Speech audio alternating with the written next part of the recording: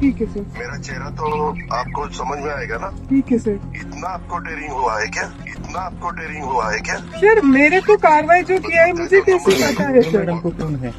Sir मुझे पता नहीं है ना सर। मैं सिर्फ यही बोल रही। मैं डेप्युटी चीफ मिनिस्टर।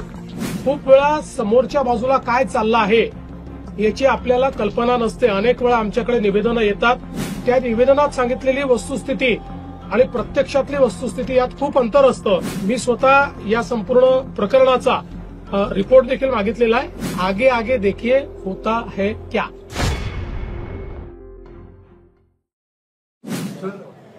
विषय वेगळा आहे।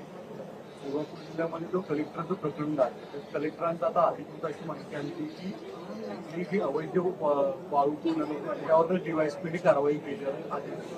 अजित पवारांनी जी धमकी दिली त्यावर आता प्रश्न उपस्थित होता की अजित पवारांच्या बाबतीत कारवाई का होती? बघा असं आहे की या संदर्भात जी काही कायदेशीर कारवाई करायची ती कायदेशीर कारवाई झालेली आहे। प्रकरणाची अजून पूर्ण माहिती आणि रिपोर्ट हा माझ्याकडे आलेला नाही, तो जिल्हाधिकाऱ्यांना मी मागितलेला आहे, तुम्ही मागणार आहे। एक गोष्ट आपण लक्षात घेतली पाहिजे की अजितदादांनीही या संदर्भात स्पष्टीकरण दिलेलं आहे।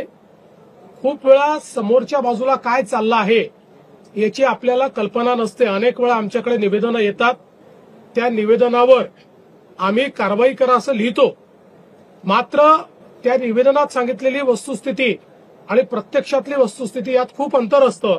मग अशा परिस्थितीमध्ये अधिकारी आमच्या नजरेस आणून देतात की आपण जरी कारवाई करा म्हटलं असलं तरी यांनी दिलेली वस्तुस्थिती योग्य नाहीये, खरी स्थिती वेगळी आहे आणि त्या आधारावर कामं होतात। त्यामुळे या संदर्भात आता अजितदादांनी खुलासा केलेला आहे आणि मी स्वतः या संपूर्ण प्रकरणाचा रिपोर्ट देखील मागितलेला आहे। सध्या तरी एवढंच मला असं वाटतं पुरेसं आहे। दुसऱ्या बाजूला राष्ट्रीय पातळीवरती आज उपराष्ट्रपती पदाची निवडणूक आहे।